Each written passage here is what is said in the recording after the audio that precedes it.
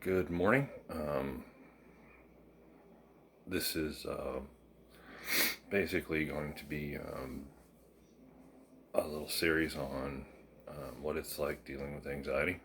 And um, I know I've posted on here before my cancer survivor thing. I'll just do an update on that. I'm cancer free once again after colon cancer in 2017. And been unsuccessful getting disability. I've just basically been hopping around doing training at various companies.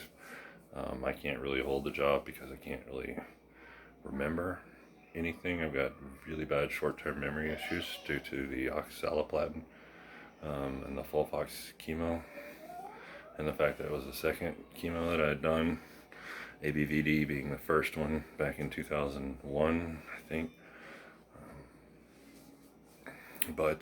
So that's the cancer update. I'm feeling great, gaining lots of weight. Um, Still have issues with ulcerative colitis, even though I don't really have a colon. Um, and as a result of all of the cancer treatments and the ups and downs and the not being able to hold a job and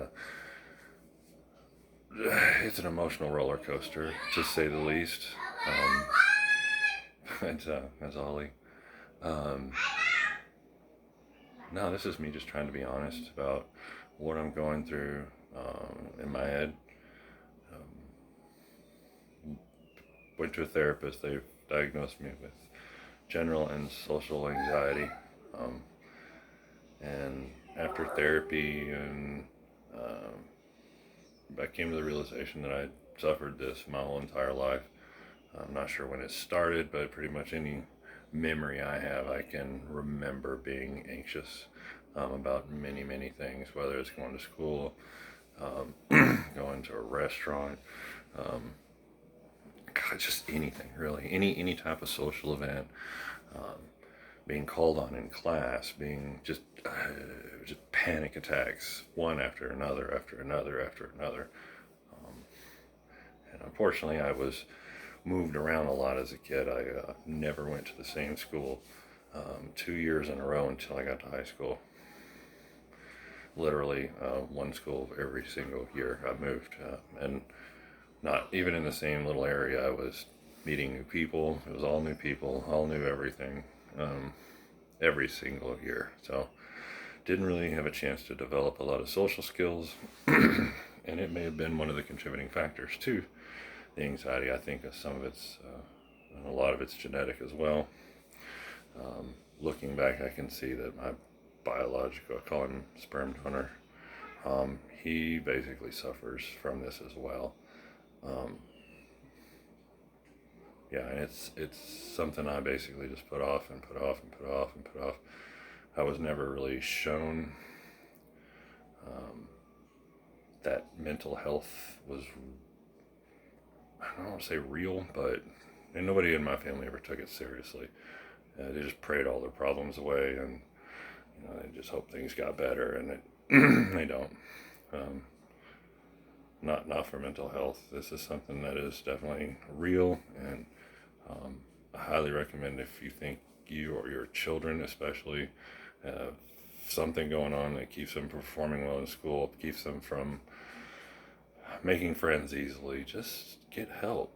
Look into it, find out what's going on, because had somebody intervened um, when I was much younger, um, my whole life would have been different. I would have been able to finish high school. I would have been able to go to college.